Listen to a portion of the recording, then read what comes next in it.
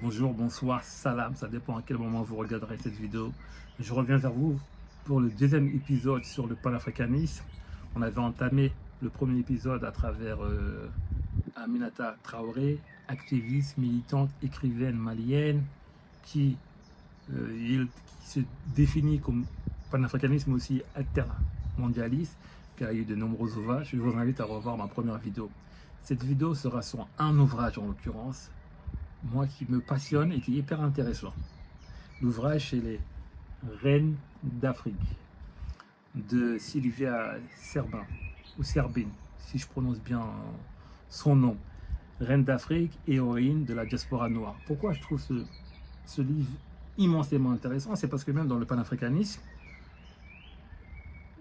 la figure féminine, en l'occurrence, est plus ou moins occultée. On a des figures, il y en a d'innombrables, mais ceux qui restent le plus iconiques sont souvent des militants et des hommes politiques, la plupart du temps, que ce soit Sankara, Lumumba ou Cheikh Anta Diop, l'un des plus illustres. Mais les femmes sont plus ou moins à chaque fois marginalisées ou parfois occultées dans l'histoire. Et ce livre il est hyper intéressant parce que, à travers l'histoire africaine qui remonte à très longtemps, il y a différents chapitres qui montrent des femmes, parfois des femmes politiques, parfois des militantes, parfois des guerrières. Ils se sont battus pour la liberté de leur peuple. Il est hyper intéressant, il y a énormément de chapitres, et il est facile à lire, il n'y a rien de compliqué.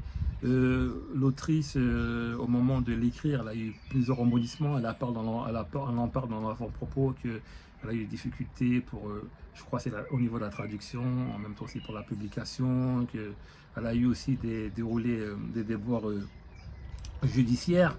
Je regarde en même temps que je vous parle les différents chapitres, Et il y a un chapitre en l'occurrence, il y a même un film qui a été fait là-dessus, c'est les Amazones. C'est les Amazones de Dahomey, le film qui a été fait là, je crois il y a 2-3 ans, j'ai oublié le titre. C'était par rapport à ces Amazones-là, des guerrières dans un empire africain qui se situe, je crois, au niveau du Bénin. Et du coup, mais là on a une version, une vision plus ou moins afro-américaine. Tandis que là, cette vision-là, c'est de l'histoire relatée des Africaines par une Africaine. Et c'est ultra intéressant, c'est sourcé, c'est documenté, c'est pas, voilà, c'est pas des idées, des élucubrations. Et ce qui est encore plus intéressant, moi j'avais un projet avec ce livre, je vous en parle là, même si je ne devrais pas, mais je vais en parler. En fait, c'est en faire des films, parce que aussi la liberté et la liberté c'est-à-dire la liberté des Africains et des Africaines, mais même l'indépendance pour avoir cette indépendance-là, même mentale, c'est aussi par l'imagination, c'est aussi par l'imaginaire.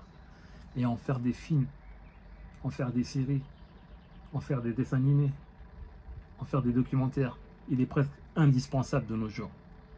On a besoin de faire des séries, des films à travers les langues, que ce soit à travers le Swahili, ça soit à travers le Bantou, ça soit à travers le Wolof, à travers le Berbère. On a besoin de faire des films pour que les populations, pour que la jeunesse puisse avoir aussi un imaginaire référentiel. Et il est là, il y a des livres qui nous entendent, et ce livre, pour moi,